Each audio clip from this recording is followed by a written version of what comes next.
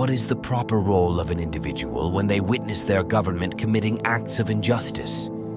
Should they blindly obey laws, even when those laws clash with their deepest moral convictions?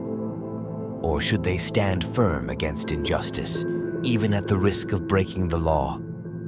These profound questions form the crux of Henry David Thoreau's influential essay, Civil Disobedience.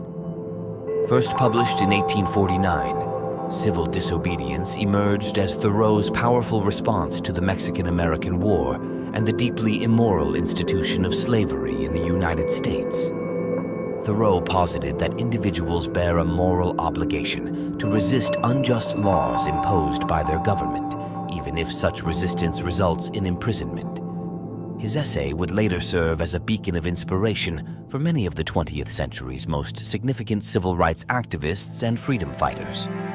Thoreau initiates his essay by positing that government seldom proves itself to be useful, tending instead to operate more on the basis of majority opinion than on the principles of righteousness.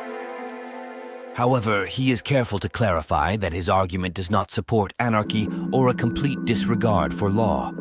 Instead, Thoreau champions the resistance of specific laws that infringe upon an individual's moral conscience. To illustrate his point, Thoreau delves into the Mexican-American War. He views this conflict as an unjust act of aggression initiated for baseless reasons by the U.S. government. By contributing taxes that support such conflicts, Thoreau contends, individuals inadvertently partake in the government's injustices.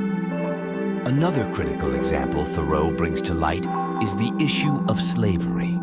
He vehemently criticizes the state of Massachusetts for upholding the fugitive slave law, which starkly contradicts the state's foundational principles of human rights and equality. In the face of such glaring hypocrisy, Thoreau argues that adherence to one's moral conscience should supersede any form of loyalty to the government. This discourse leads Thoreau to articulate his concept of civil disobedience, the peaceful refusal to comply with unjust laws. He perceives civil disobedience as an expression of respect for just laws by holding society accountable to high moral standards. It also serves as a mechanism for prompting government self-reflection and the potential repeal of unjust statutes.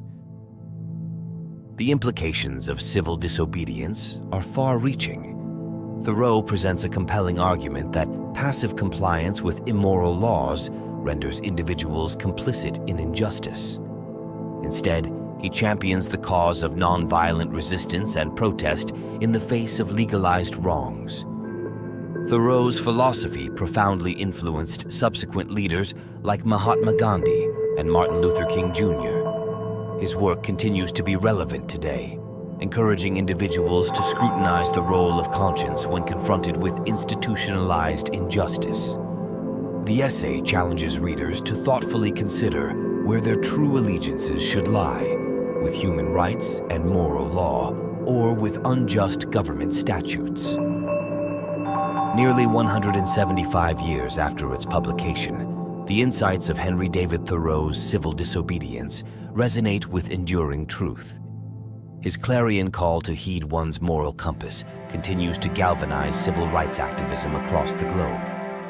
Thoreau's essay compels us to confront a pivotal question. When injustice is codified into law, what becomes our duty as human beings? His response, that our conscience must steer our actions, illuminates an ethical path forward.